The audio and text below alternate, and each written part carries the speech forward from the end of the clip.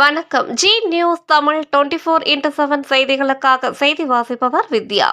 பொன்னேரியில் காமராஜரின் 123வது பிறந்த நாளை முன்னிட்டு பெண்கள் பால்குடம் எடுத்து வந்து அவரது திருவுருவ சிலைக்கு அபிஷேகம் செய்து வழிபட்டனர். திருவள்ளூர் மாவட்டம் பொன்னேரியில் பெருந்தலைவர் காமராஜரின் 123வது பிறந்த நாளை முன்னிட்டு பெண்கள் ஊர்வலமாக பால்குடம் எடுத்து வந்தனர். பின்னர் அவரது திருவுருவ சிலைக்கு அபிஷேகம் செய்து மாலை அணிவித்து மரியாதை செய்தனர்.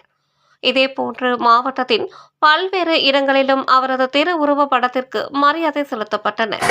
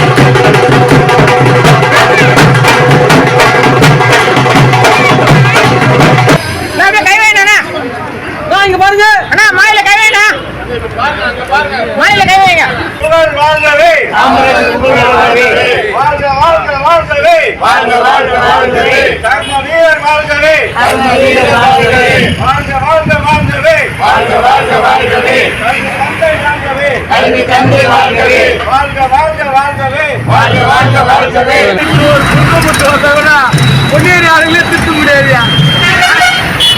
அவங்க